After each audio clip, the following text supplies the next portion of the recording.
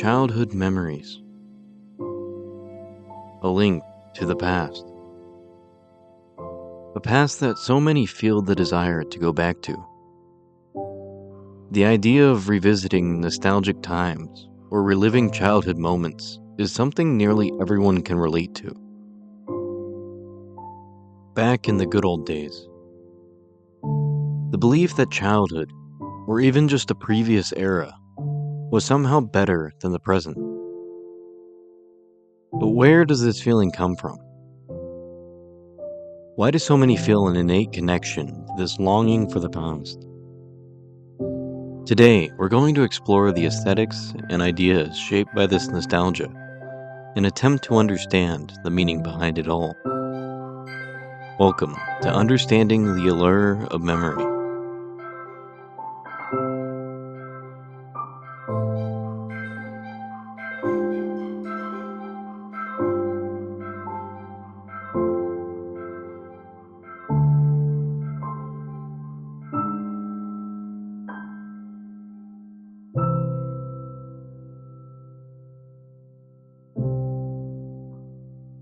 Nostalgia isn't just about what we remember. It's about the feeling we pull from those memories. The emotions, the happiness, the sadness, all of it.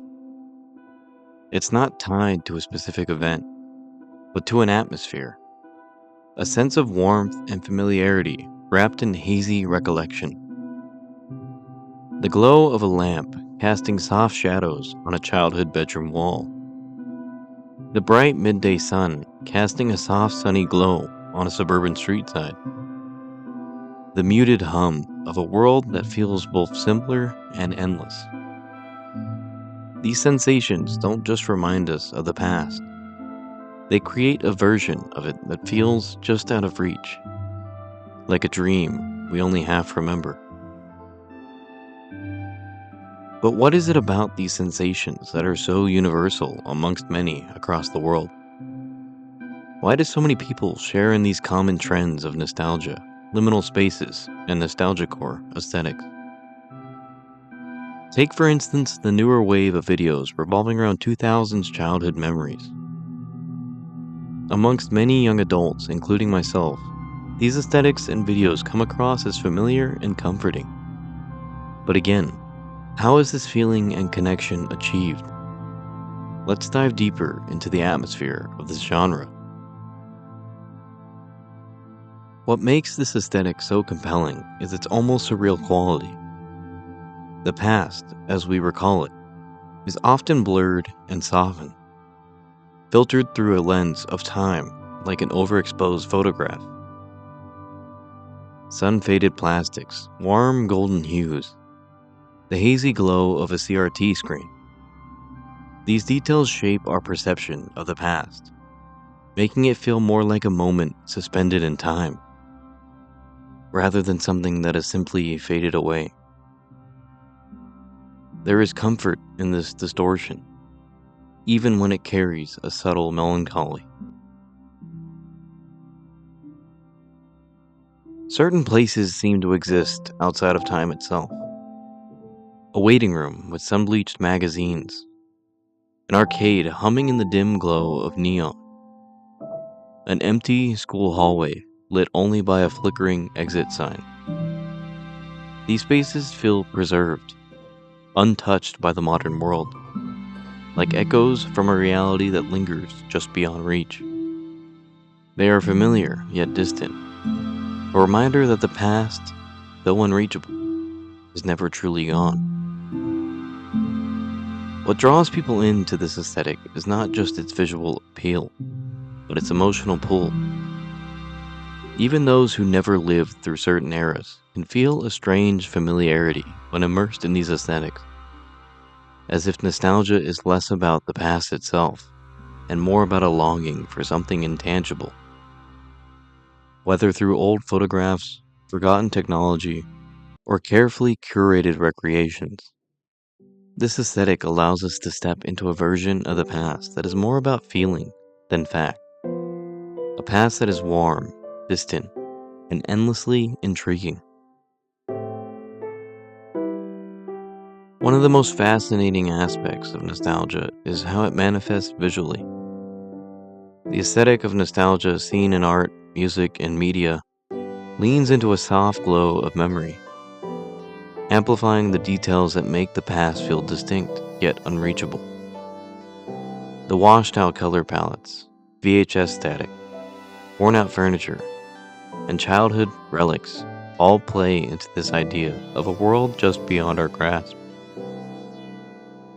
It is not necessarily about recreating a specific moment in time, but rather evoking the feeling of a past that has been shaped by our perception. This aesthetic, often referred to in digital spaces, captures the essence of why nostalgia and childhood memories impact us the way they do.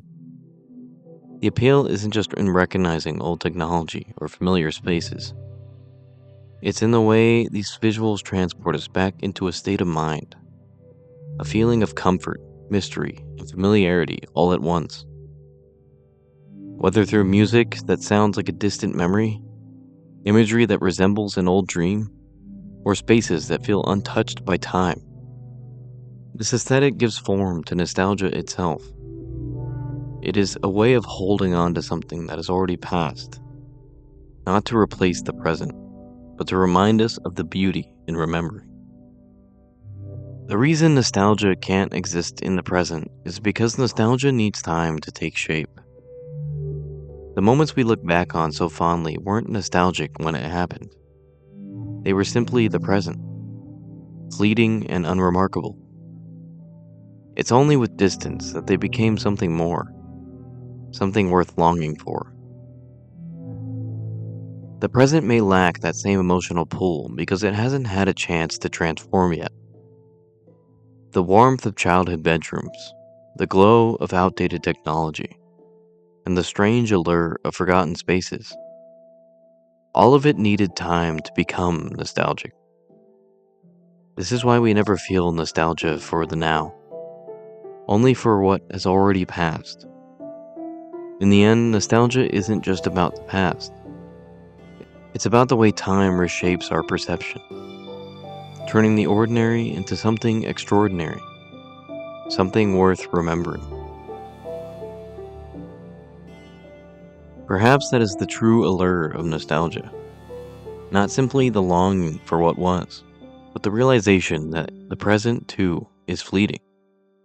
One day, today's moments will be looked back on with the same wistful affection.